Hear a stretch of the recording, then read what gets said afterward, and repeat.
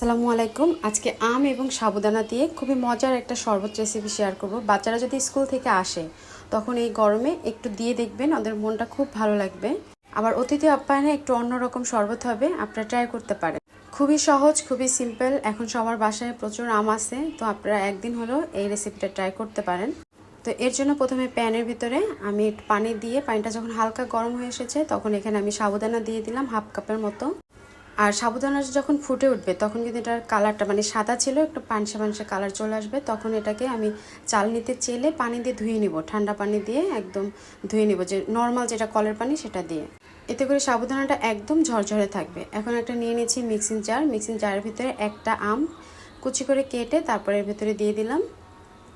আপনারা চাইলে কিন্তু সাবুদানাটা আগে থেকে সিদ্ধ করে নরমাল ফ্রিজে রেখে দিতে পারেন। তারপরে যে কোনো সময় মেহমান আসলে কিংবা বাচ্চাদেরকে এরকম একটা জুস বানিয়ে দিতে পারেন, অবশ্যই ভালো লাগবে। এখন দিয়ে দিচ্ছি 2 চা চামচ গুঁড়ো দুধ। গুঁড়ো দুধটা দিলে খুবই ভালো লাগে শরবতটা, তো চেষ্টা করবেন এই গুঁড়ো দুধটা দেওয়ার জন্য। তারপরে দিয়ে দিচ্ছি লিকুইড দুধ। আমি দুধটা আগে থেকে জাল করে ফ্রিজে ঠান্ডা করে নিয়েছি, তো সর সহ আমি দিয়ে দিলাম।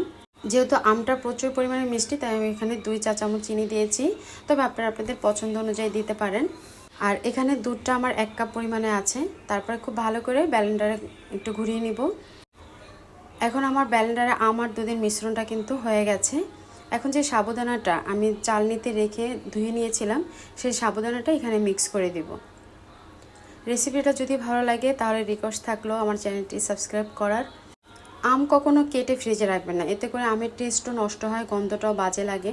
সাবুদানাটা যদি সিদ্ধ করা থাকে ফ্রিজে, যে কোনো সময় ফ্রেশ আম দিয়ে এরকম একটা শরবত কিন্তু বানানোই যায়। তো খুব ভালো করে এটা আমি মিক্স করে নিলাম। আর এটা মিক্স করতে বেশি একটা কষ্ট হবে না, কারণ যেহেতু আমি ঠান্ডা পানিতে ধুয়ে রেখেছিলাম। অল্প একটু নাড়াচাড়া করলেই দেখবেন যে খুব ভালো করে সাবুদানাটা আমের এই মিশ্রণটার সাথে মিশে যাবে। তারপর এখানে কিছু টুকরো করা আম আমি দিয়ে দিচ্ছি। যেহেতু এটা আমের শরবত, তাই একটু মুখে লাগলে ভালোই লাগবে। আবার আপনারা চাইলে এখানে কিছু বাদামও দিতে পারেন। এখন আমি এটা গ্লাসে ঢেলে নিচ্ছি। এই শরবতটা মানে খুবই মজার। আপনারা চাইলে এখানে বরফ কুচি দিতে পারেন, তবে আমার দুধটা যেহেতু বেশ ঠান্ডা, এজন্য আমি বরফ কুচি দেইনি। মানে হাতে যদি 2-4 মিনিট সময় থাকে আর আগে থেকে সাবুদানাটা ফ্রিজে যদি রান্না করা থাকে, তাহলে শরবতটা কিন্তু বানিয়ে নিতে পারেন। আশা করছি আমার আজকের এই আম সাবুদানার শরবতটা ভালো লাগবে। তো আজ এ পর্যন্তই, আল্লাহ হাফেজ।